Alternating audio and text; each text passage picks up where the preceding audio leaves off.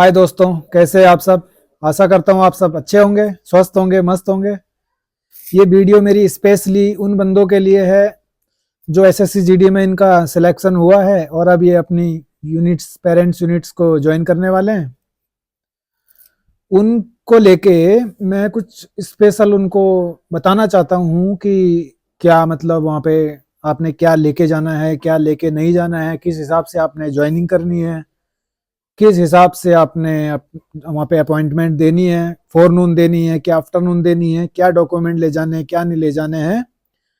इन सब चीज़ों के बारे में मैं आपको जानकारी दूंगा जो आपको आज तक किसी यूट्यूब चैनल पे नहीं मिलेगी, और कोई खास ही कोई बंदा होगा जो आपको ये चीज़ बताएगा।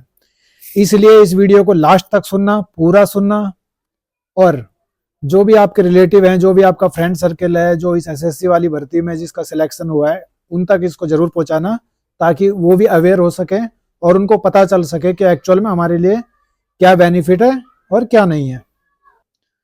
तो ध्यान से सुनना मेरी बात, इस बात को बिल्कुल भी इग्नोर नहीं करना है, सीरियस लेना बिल्कुल। देखो, जैसे आपके अपॉइंटमेंट लेटर आपको मेल भी मिला होगा, बाय मेल भी आपकी आईडी में आया होगा, और बाय डाक भी आपके घर पे आया होगा। अब फाइनली आपको करना क्या है, आपको अपने अपॉइंटमेंट लेटर की जो है वो कॉपी संभाल के रखनी है, फर्स्ट थिंग।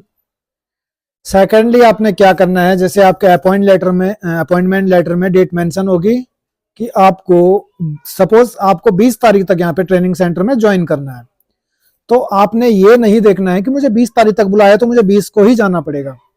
नहीं, आपको अगर आज लेटर रिसीव होता है और आपको वो फर्दर 15 दिन, 20 दिन, 30 दिन का पीरियड दे देते हैं कि इस पीरियड तक ज्वाइन करें, तो मेरा सजेशन यही रहेगा कि आप जितनी जल्दी हो सके वो ज्वाइन करें।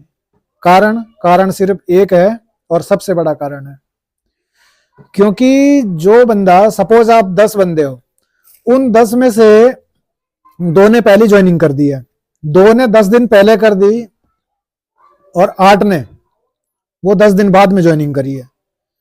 इन फ्यूचर जब आपका 10 साल 9 साल आपकी कास्ट कैटेगरी के हिसाब से फौज में प्रमोशन होता है, तो जब उस क्राइटेरिया के अंदर आप आते हो, जब आपका प्रमोशन होता है, तो उसमें फोरनून, आफ्टरनून, ये चीजें बहुत मायने रखती हैं। और इवन कि आपने उसमें कितनी मेरिट थी आपकी, वो चीजें वैल्यू नहीं करता है, आपने ज्वाइन कब किया है वो चीज बहुत वैल्यू करता है फौज में। तो इसीलिए मेरा सजेशन यही रहेगा कि जैसे आपको 20 तारीख तक बुलाया है और आपको लेटर मिल जाता है 5 तारीख को कि आपको अपॉइंटमेंट लेटर मिल गया, तो आप जितनी जल्दी हो सके उतनी जल्दी आप ट्रेनिंग सेंटर को ज्वाइन करें, समय पे ज्वाइन करें, और कोशिश करना कि फोरनून को एंट्री करें। फोरनून मतलब होता है सुबह से लेकर 12 बजे तक, आफ्टरनून होता है 12 बजे के बाद रात के 12 बजे तक, वो आपका आफ्टरनून में काउंट होता है। बहुत से केसेस मेरे पास ऐसे भी आए हैं कि लोग अपने प्रमोशन के लिए 10 साल उनको नौकरी हो गई है, 10 साल हो गए, 11 साल हो गए, फिर भी प्रमोशन नहीं आया। उनसे जो उनके साथ इवन की जो एक ही डेट में जिन्होंने अपॉइंटमेंट किया था, एक ही डेट को अपॉइंट हुए थे, उनमें से कुछ तो हेड कांस्टेबल बन गए और वो अभी तक हेड कांस्टेबल नहीं बना। कारण क्या था? कारण यही था, घर से आ गया, लेकिन उस टाइम पे पता किसी को होता नहीं है, रिक्रूट होते हैं, सारे फ्रेशर होते हैं, तो उनको ये चीज विशेष ध्यान देनी है कि मुझे फोरनून, जैसे कोशिश ये हो कि सुबह, फोरनून मतलब दिन के 12 बजे से पहले पहले अपनी वहां पे अराइवल दें, जीडी एंट्री करवाएं, और उसके बाद जब आप ज्वाइन हो जाओगे, इन फ्यूचर जब भी आपका प्रमोशन होगा, तो वो चीजें बहुत वैल्यू रखती है। और इस चीज को नोट कर लेना डायरी में कि भाई मैंने इतने तारीख को, क्योंकि जब 10 साल बाद, 11 साल बाद आपका प्रमोशन होगा, इतनी चीजें हर किसी को याद नहीं रहती है कि मैंने फोरनून करी थी, आफ्टरनून करी थी। जब आपको डिपार्टमेंट में कोरेस्पोंडेंस करना पड़ेगा, फिर आप कंफ्यूज रहोगे। इसलिए मेरी हर एक बात आपके लिए बहुत वैल्यूएबल होने वाली है और बहुत बेनिफिट लेके आएगी मेरी हर बात। इसीलिए मेरी पूरी बात को सुनना, इग्नोर करना मतलब खुद के पैर में कुल्हाड़ी मारना। इतना बड़ा मैं आपको कोई ज्ञान नहीं देने वाला हूं, लेकिन जो देने वाला हूं वही आपके लिए बेनिफिट होगा। तो इसलिए मेरी आपसे यही रिक्वेस्ट रहेगी कि आप ज्वाइन करें ट्रेनिंग सेंटर, और जितनी जल्दी हो सके ज्वाइन करें, क्योंकि बेनिफिट इससे आपको ही होगा और किसी को नहीं होगा। क्योंकि घर में तो यार आपने वैसे भी बहुत टाइम निकाल लिया है, अब कब तक घर में रहोगे? जिससे आपको बेनिफिट होगा, आपने इतनी मेहनत करी है, आप इतनी मेहनत करने के बाद आप फाइनली आपका सिलेक्शन हुआ है, तो यार वो भी तो सोचोगे कि मेरा बहुत जल्दी मुझे अपग्रेडेशन मिले, मेरा रैंक अप हो, मेरा लेवल अप हो। तो आपका रैंक तभी तो अप होगा जब आप टाइमली ज्वाइन करोगे।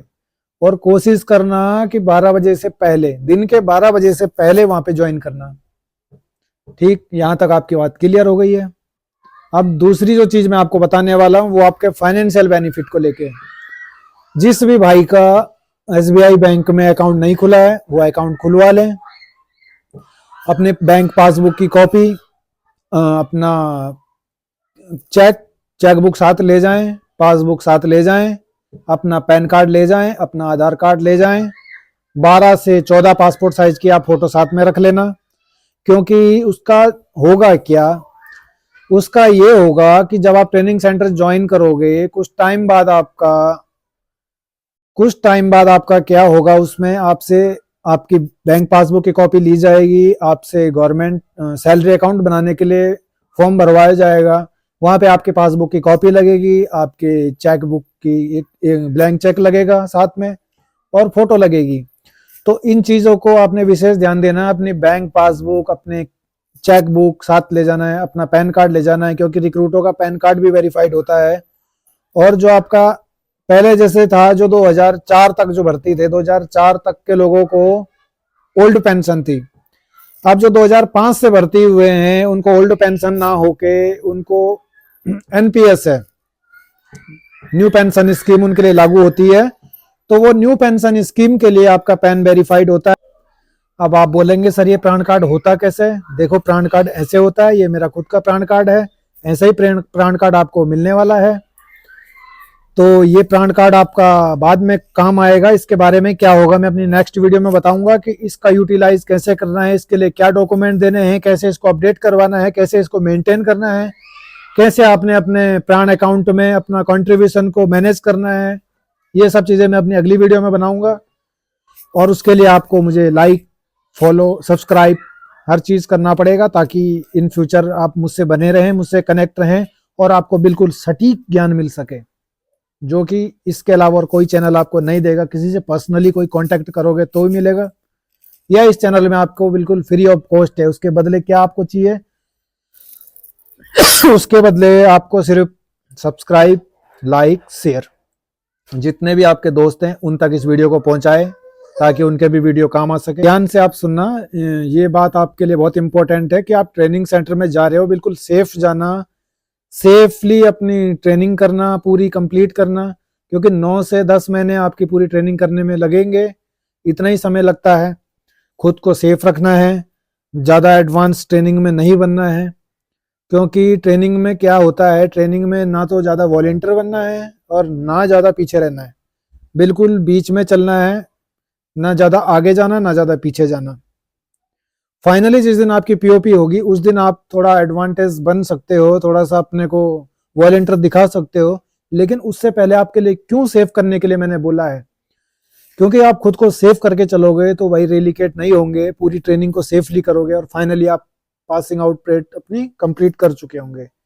लेकिन अगर इन चांस आप वॉलंटियर बने, 9 फीट की जगह बिल्कुल 9 फीट जो डिच 9 फीट डिच वेपन के साथ करना पड़ता है, उसको करने के लिए आप बिल्कुल ज्यादा ही एडवांस बन गए, ज्यादा ही ओवर स्मार्ट बन गए, खुदा ना खास्ता आपको कोई चोट लग गई, फिर आपको ट्रेनिंग से रिलीकेट कर दिया जाएगा, 6 महीने के लिए हॉस्पिटल में लिटा दिया जाएगा। उन चीजों से आपको कोई बेनिफिट नहीं होना है, फिर फालतू में आपको दोबारा से ट्रेनिंग करनी पड़ेगी। इसलिए खुद को सेफ रखें, सुरक्षित रखें और सेफ तरीके से बिल्कुल अपनी ट्रेनिंग कंप्लीट करें। जब पासिंग आउट हो जाएं, अपनी यूनिट्स में जाएं, अपनी ड्यूटियों को करें, सबसे बेटर है। मेरी तरफ से आप लोगों को बहुत बहुत बधाई। आप सेलेक्ट हुए एसएससी के थ्रू। आपको जिसको भी आईटीबीपी मिली, जिसको एसएसबी मिली, सीआरपी मिली, जो भी फौज जिसको मिली है उस फौज में अपनी अच्छे से सेवाएं दें, अपनी ट्रेनिंग को अच्छे से करें, अपने काम को बिल्कुल मेहनत लगन के साथ करें। जय हिंद, जय भारत। चैनल को सब्सक्राइब करना, वीडियो को लाइक कर देना, कमेंट में बताना आपको और क्या जानकारी चाहिए, मैं आपको दूंगा। अपने दोस्तों तक भी इस वीडियो को पहुंचाना, शेयर करें अपने सभी भाइयों को जो इस एसएससी भर्ती में जो सेलेक्ट हुआ है या जो होने वाला है। और आपको कुछ भी चीज़ आपने मुझे पूछना है तो आप मुझे कमेंट में पूछ सकते हो, मैं आपको बता दूंगा। Thank you.